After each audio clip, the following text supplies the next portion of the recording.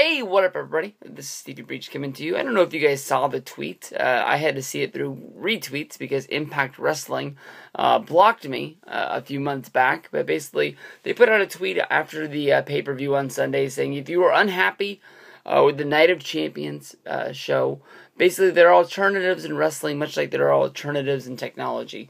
If you don't like the iPhone, you can always go buy the Samsung. If you don't like WWE, there's always TNA.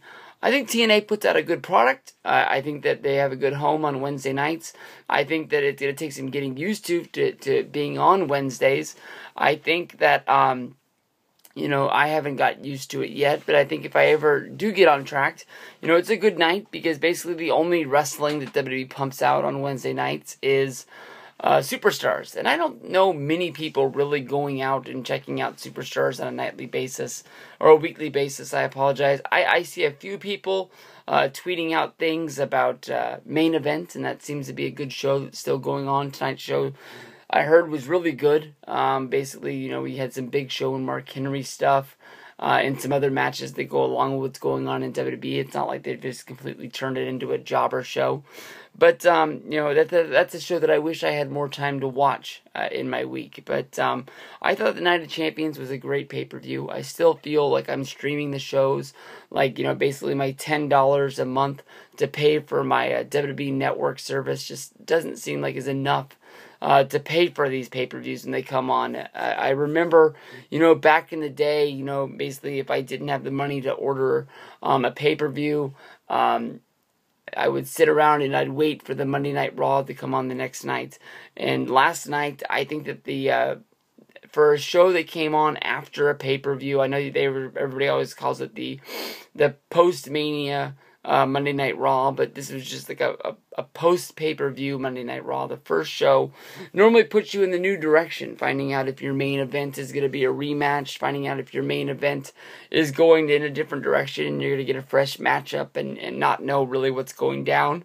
But there were some stories that came out about basically this show was being rewritten as the show was on air and nobody really knew what direction it was going on. And some things came out saying that Paul Heyman, not Brock Lesnar, was at the show. And at one point he was going to go out there and talk about Brock Lesnar not winning the match but keeping his championship and moving on to the next show where they were going. And he never came out because it seems that WWE doesn't know what direction they're going with Brock Lesnar at Hell in the Cell.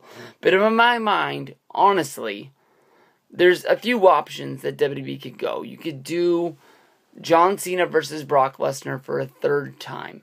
And that, honestly, is the easiest match to go out, seeing how this is Hell in the Cell. It is the biggest feud that is going down. You told the story where basically Brock Lesnar walked into a match at SummerSlam and beat the holy hell out of John Cena. Almost beat him to oblivion to the point where John Cena was not going to be able to ever wrestle ever again. He found the strength. He came back. He trained hard. He never quit, as his saying goes, and found a way to almost beat Brock Lesnar. Seth Rollins came running down, hit him with the Money in the Bank briefcase, and took his own chance at winning the championship. I think that the story that they told was that Seth Rollins didn't run down there to really think of cashing in. He just took a chance at the opportunity once he saw the situation that he was in. His main preference was to run down there and make sure that John Cena didn't become champion, which sort of goes along with Brock Lesnar being with the Authority. But then you see the story of Seth Rollins cashing in, which turns Brock Lesnar and the Authority in different directions. You go to Monday Night Raw, you have Randy Orton and Kane telling Seth Rollins that he needs to stop starting fires that the other people of the Authority has to put out. Kane, I don't know if you've seen Monday Night Raw, but basically any fires that Seth Rollins has started recently, you haven't been putting anything out. You are the jobber of the Authority. You lose to everybody. And we sat through another Randy Orton versus John Cena match that ended in a disqualification that seemed like was a big deal.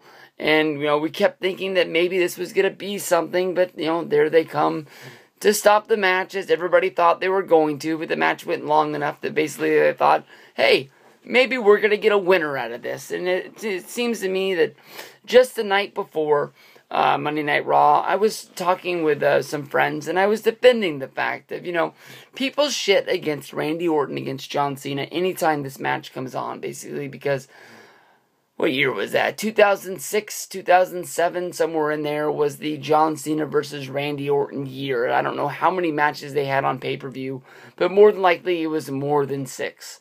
And, they built up the fact that this was the last chance that you were ever going to be able to see Randy Orton versus John Cena. Main event of pay-per-view, or however they phrased it, but a lot of people took it as these people were never going to wrestle ever again.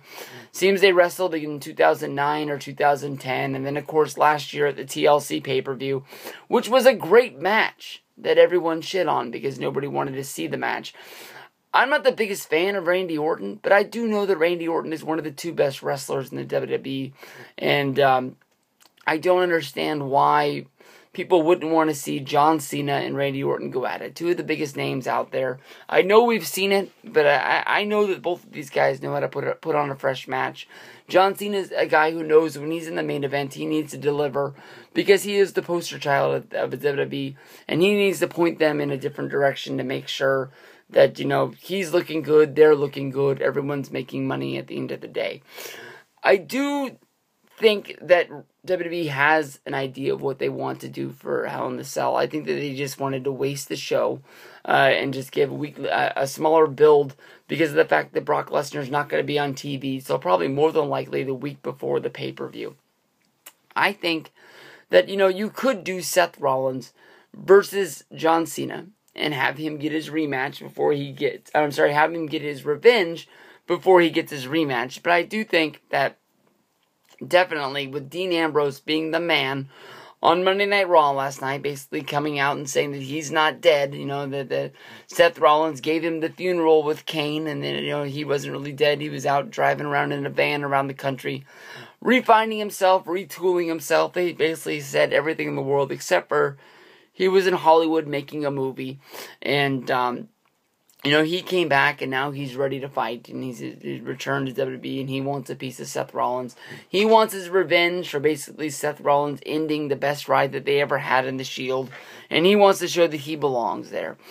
I understand that, Dean Ambrose is a guy that a lot of people like. And I've always said it sort of gave him the benefit of the doubt that he's going to be a big star because everybody always says he's going to be, and it seems like he has a lot of fans. I don't want to go to the brink of saying that Dean Ambrose is going to be the next Stone Cold Steve Austin because that is a huge sort of, leap. I mean, there's big stars and there's Stone Cold Steve Austin stars, and there's a huge gap in between those. Like, Randy Orton is a huge star in wrestling, but Randy Orton has never touched anything that Stone Cold Steve Austin does. Both of them, at the end of the day, are going to be huge Hall of Famers that are going to have their day in the sun as being 2 legends of the WWE. But no one's ever going to put Randy Orton in that class with Stone Cold Steve Austin. Randy Orton was never able to get the pops that Stone Cold got. Randy Orton was never able to get the pay-per-view buys that Stone Cold Steve Austin got. Randy Orton was never able to bring in those fringe wrestling fans or, merge over into pop culture where people were wearing his t-shirts and saying his slogans and, basically tuning into wrestling because they didn't know what was going on, but they knew what Randy Orton was and they knew they wanted to see it because that's what everybody was talking about. That's sort of the thing that there is about Dean Ambrose. He hasn't really... He's not even at 10 yet. He might be at 8, 7 to 8. I'll give him that out of 10. But he hasn't gone to, 12 like Stone Cold Steve Austin was. Back in the day, they made the movie where basically, they want to buy the amp because it goes to 11 and it's 1 louder. And, that makes it bigger and better. Well, Stone Cold Steve Austin was bigger than 11. He was 12. And that's something that they have to get to. But, that definitely was the building blocks of getting Dean Ambrose to the point he wants to be there.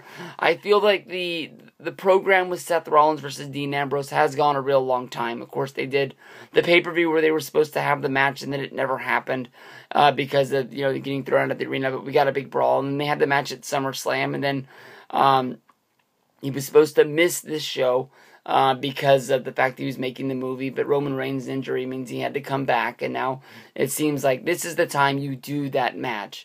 You need to capitalize on it. I know that there's options out there.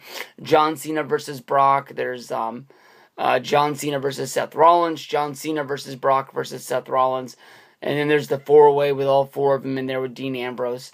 I think you need to have those matches separate. Definitely when you look at a pay-per-view and you think that, like, this is a pay-per-view I need to see, more than likely it's going to be a main event that's a one-on-one match. It's easier to highlight Brock Lesnar versus John Cena 3. We finally find a winner.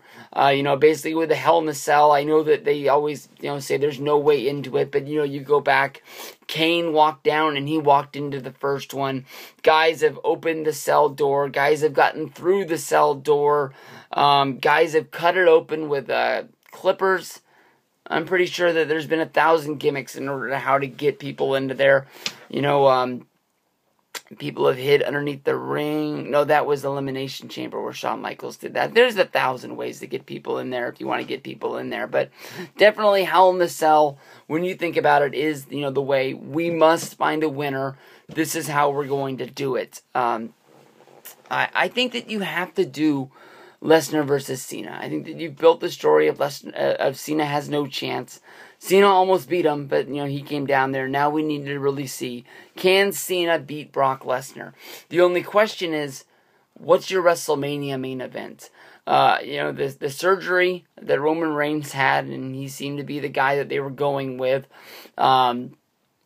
Definitely, it seems like it's a major surgery, but it's also minor. If you rest and you recoup yourself and don't come back too early, this is something that you could come back from and still be a big star in the WWE and never really have to look back on this.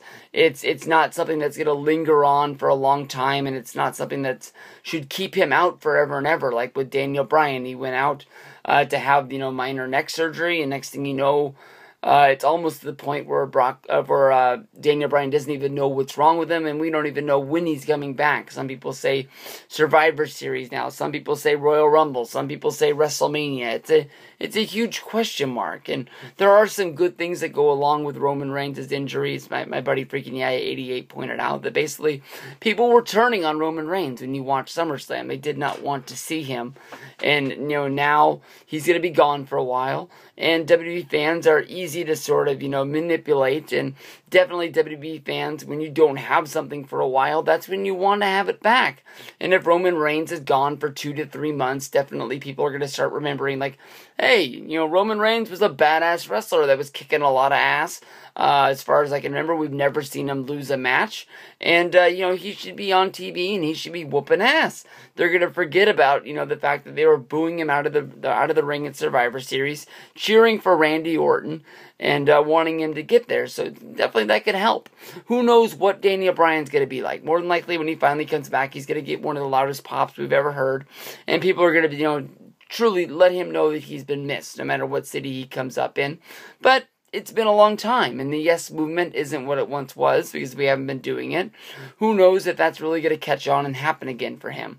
But definitely, I think when you talk about, this, we need to see Brock versus Cena. We need to see Ambrose versus Rollins. We need to get those things settled, and then we can go in different directions. I know that they've been thinking about doing Rollins versus Cena for a long time.